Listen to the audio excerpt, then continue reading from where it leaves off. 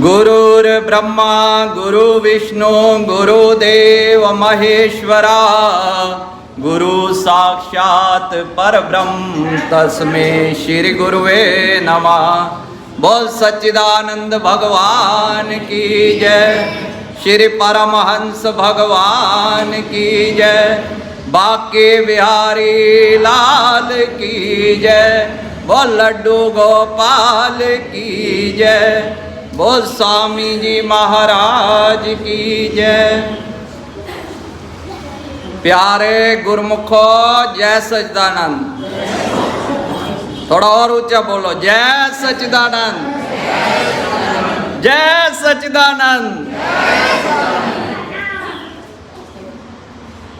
एक सेठ भगवान की कृपा से बहुत धनी था, सब कुछ था उसके पास, पर हवस जो थी भाई और धन मिले और धन मिले। बाहर से सेठ था, अंदर से कंगाल था। उसका एक मित्र था, वो भी धनी था, पर वो सत्संगी था। इस सत्संगी मित्र ने एक बार सत्संग करवाया घर में,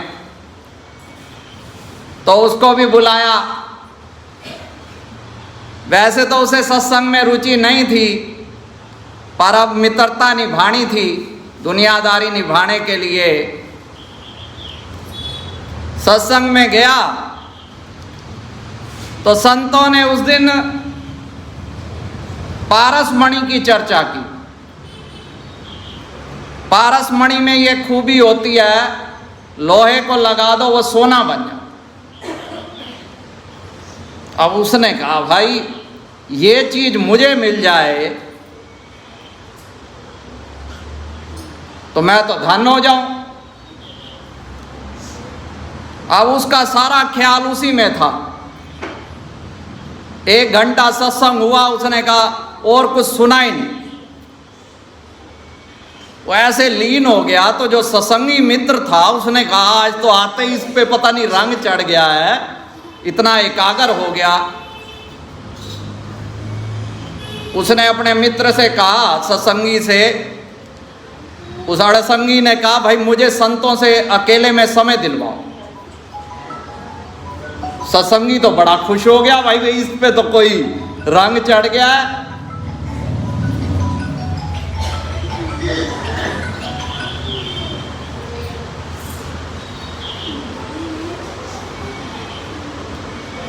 तो उसने समय दिलवा दिया। उसने एकांत में संतों से कहा कि ये पारस पत्थर मुझे मिल सकता है। संतों ने कहा प्रेमी तू किस लालच में पड़ रहा, तेरे पास भगवान का दिया सब कुछ है। असली पारस जो पत्थर है, हमने तो उदाहरण दिया था, वो प्रभु का नाम है। पर जिसके ऊपर मोह, काम, विकार छाए होते हैं, उन्हें संतों का उपदेश सही नहीं लगता।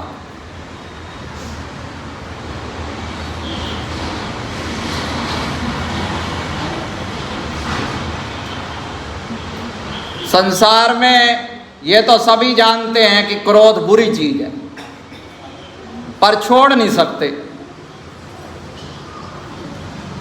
अब इसके 2 तरीके हैं। एक तो हमारे कमरे में अंधकार है, तो एक बात की जाए अंधकार का क्या क्या नुकसान है। सारा ध्यान अंधकार पे। भाई क्रोध से ये नुकसान है, अपना खून जलता है, कई तरह की बातें, ये सारा ध्यान नेगेटिव तरफ है। एक ध्यान है कि हमने कमरे में प्रकाश की व्यवस्था कैसे करनी। अब क्रोध जो है, जब तक हृदय में कामना है तब तक क्रोध नहीं मिट सकता, कितनी कोशिश करना।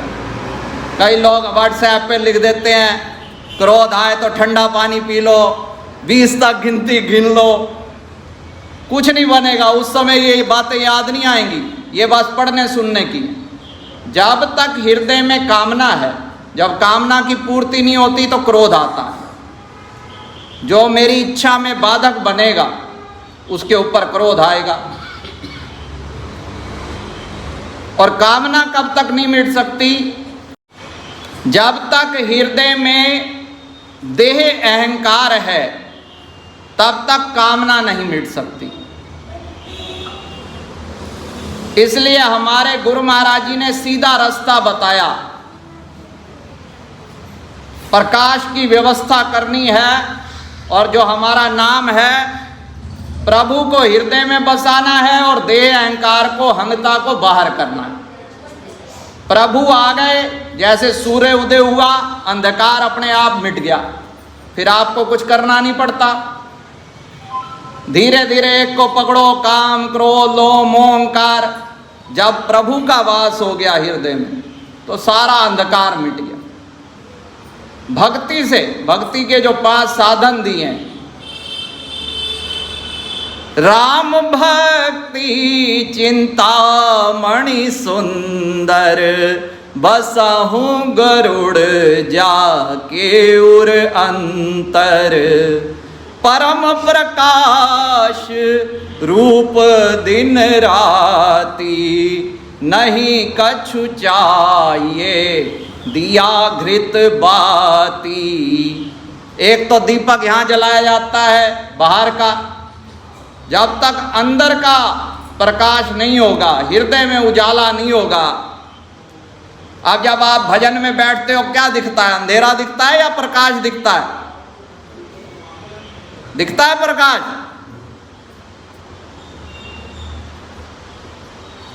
आपको दिखता है? रोशनी दिखती है? और क्या दिखता है? हनुमान जी दिखते हैं, काली माता दिखती है।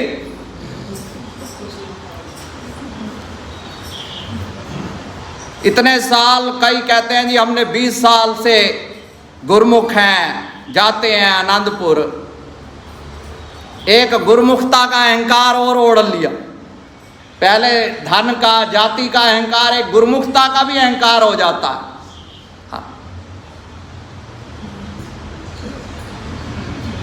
भाई ये तो ठीक है, ये जो प्रभु का नाम है पारसमणि है, या दूसरे संत कहते हैं सर्व रोग का औषध नाम, नाशे रोग हरे सब पीरा जो सुमिरे। अब इस भ्रम में नहीं पड़ना कि हनुमान जी का नाम है, राम जी का नाम है, शिव का नाम है। जैसे एक माँ के 3 बेटे हैं, एक तो मम्मी कह के संबोधित करता है, एक माँ कहता है, और महाराष्ट्र में कहते हैं उस तरफ आई कहते हैं, आई।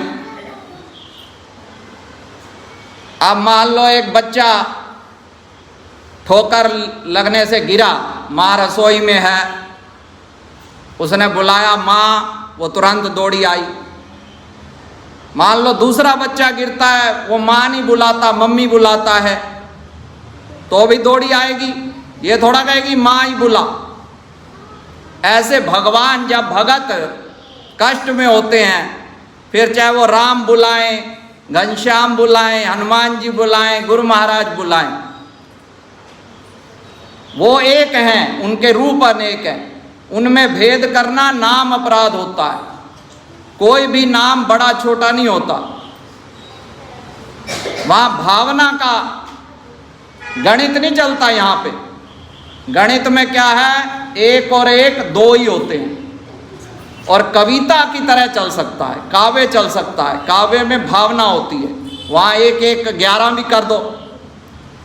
कविता में आप कुछ भी कल्पना करो भावना से।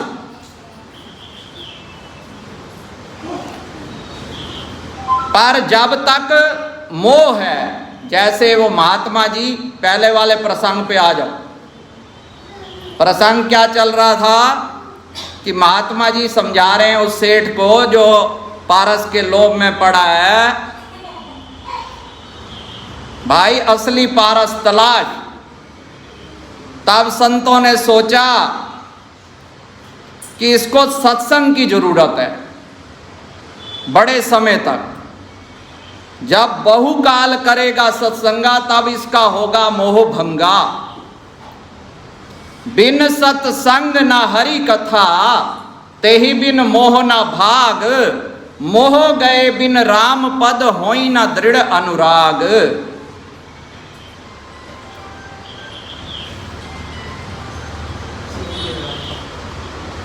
तो संतों ने कहा इसको सत्संग में भेजता हूं। जब सेवा करेगा, नाम जपेगा तो इसको तभी बोध होगा। तो संतों ने कहा ठीक है भाई, हम युक्ति तो बताते हैं, पर तुझे बड़े ही धीरज के साथ, जल्दबाजी नहीं करनी पड़ेगी। युक्ति हम बताते हैं। हमारे सतगुरु नदी किनारे शिव मंदिर में रहते हैं, वहाँ उनकी शरण में जाओ और रोज सत्संग अटेंड करो, जो वो आज्ञा करें। 2, 4, 6 महीने लग जाएं, जितने लगें। तूने अपने मुंह से कभी इच्छा जाहिर नहीं करनी कि मैं पारस पाने के लिए आया हूं। जब सतगुरु तेरे ऊपर प्रसन्न हो जाएंगे, कहेंगे प्रेमी तुझे क्या चाहिए, फिर कह देना महाराज पारस चाहिए। भक्ति तो मैं सिर्फ पारस के लिए कर रहा हूं, भगवान के लिए नहीं कर रहा, पर ऊपर से प्रकट मत करना। उसने कहा जी ठीक है, मैं व्यापारी आदमी हूं, वहां पे भी मुझे संयम रखना पड़ता है, ये सारे तरीके आते हैं। आपकी जो आज्ञा है, पारस पाने के लिए मैं कुछ भी करूंगा। वो गया सतगुरु की शरण में, रोज सत्संग सुनता। सत्संग सुनते उसे बड़ी शांति मिलती। धीरे धीरे उसके अंदर परिवर्तन आने लगा। संतों ने जब वो आता, लंगर में सेवा भी लगा दी। सेवा करने से हृदय पावन हो गया। अब लोग जब भजन करते, जो गुरुमुख थे, अब गुरुमुख जन जब भजन करते तो उसे भी दिल में आता कि ये देखो कैसे नाम जप रहे हैं। उसने एक दिन संतों से प्रार्थना की कि महाराज मुझे भी नाम दान मिल सकता है। उन्होंने कहा प्रेमिया इथे दे नाम दे, भंडारे भरे पड़े हैं, देंदा दे लेंदा थक पवे, कि यहां तो अखुट खजाना बह रहा है। संतों ने कृपा करके उसे नाम की बख्शीश की। अब वो नाम जपने लगा। उसे तो लगन थी, चाहे झूठी लगन थी। पहले भाई जी ने कहा भाई देखो सकाम भक्ति मत करो, और द्रौपदी और सुदामा उन भक्तों की बात करी, पर मैं कहता हूं भाई पहले सकाम ही कर।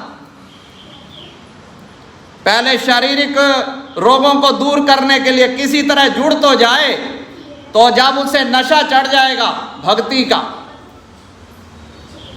वो सारे दूसरे नशे अपने आप छूट जाएंगे।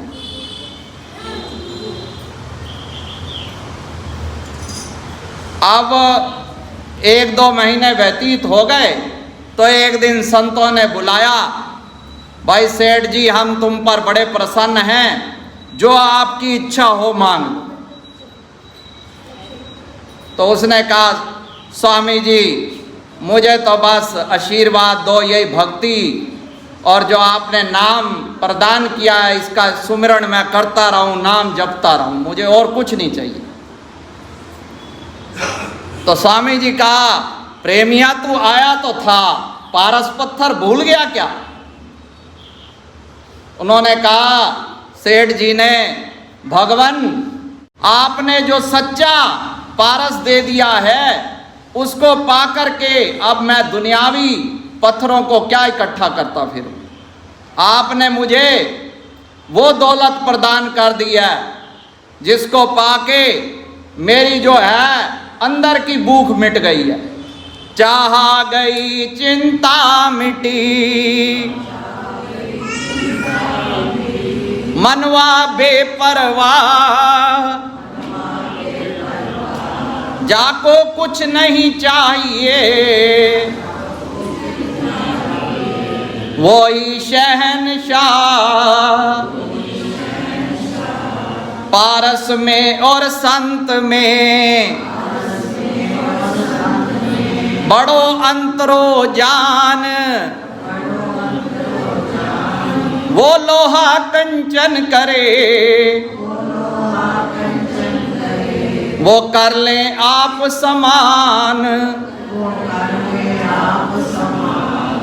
अब चाहे नाम को पारस कह लें या सर्व रोग की औषधि कह लें, गुरु महाराज जी ने हम सबको कृपा करके प्रदान कर दिया। अब अगर हमें उससे लाभ नहीं उठा पा रहे तो ये गफलत हमारी है। इस पे भी महापुरुष एक उदाहरण देते हैं